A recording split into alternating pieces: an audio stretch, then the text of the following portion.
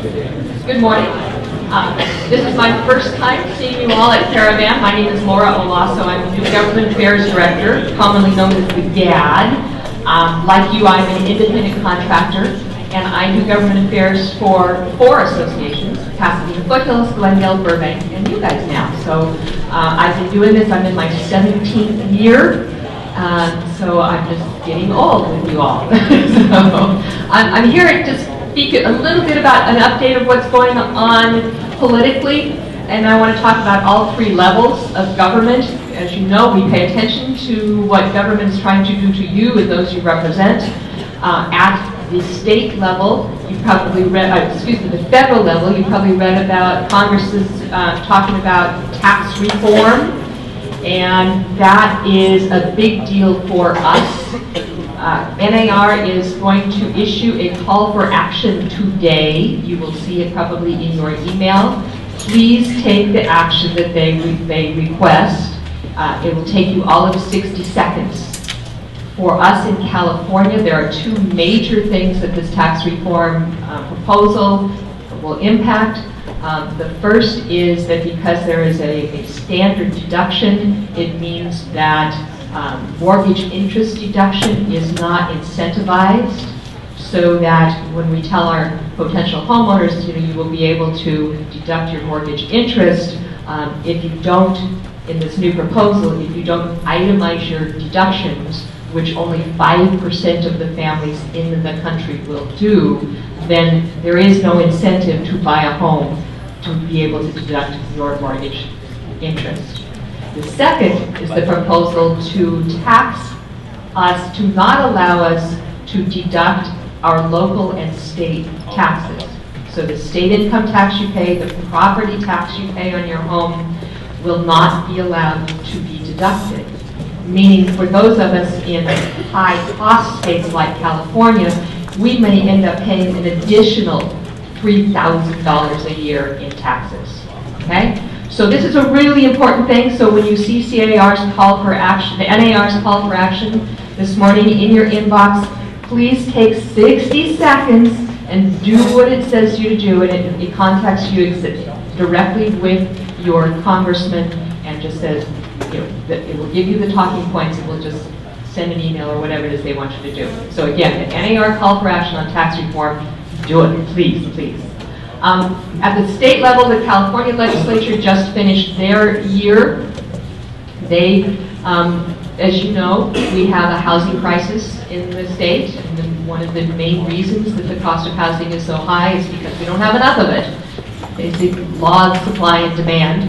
So the state legislature passed a package that will include some funding for affordable housing. That part of that funding is a documentary recording tax. Again, CAR was very much on it and negotiated that recording tax will not include documents in the sale of a home. Okay, so no documents in the sale of a home are subject to that recording tax. However, refis, estate trust stuff, that would be subject to the recording tax, but not on the sale of your home, okay? So that is a small step for the package that the legislature did pass. It's a small step to moving us forward to producing more housing, which will help us all in the long run and helps us locally. One of the things in all the cities that I deal with and perhaps not here as much because you don't have a huge tenant population, but any city that has a large population of tenants is dealing with huge calls for rent control because the cost of housing is so high, including rents. So rent control is a big issue that we're dealing with up and down the state. It started in Northern California, it's coming down here to Southern California. Glendale, just a group of tenants in Glendale just submitted a petition to qualify an initiative for the ballot. It did not qualify. So we dodged that bullet for the short term. Sierra Madre talked about rent control a couple months ago.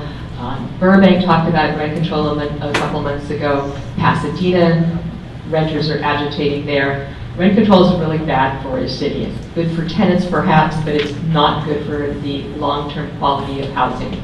So we, as an industry, fight it totally. Here in Arcadia, just FYI, they are about to begin discussions on historic preservation.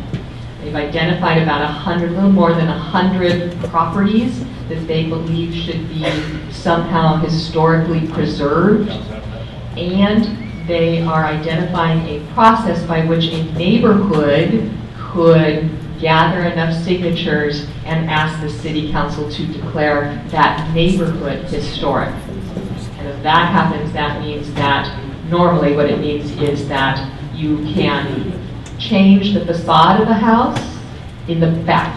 You cannot change the facade in the front. You could build to the back. If it's a single story, you could not put a second story on. You could remodel internally, but it would really cut down on what you can do with the size of a home in a neighborhood, if a neighborhood chose to go for historic preservation. So we, as an association, will be following that. We will be testifying. We're waiting to kind of see what proposals specifically are coming out of city staff, and we'll go from there. Any questions I can answer? Anybody? Okay. Well, we fight for you all the time. I know you guys pay your political dues.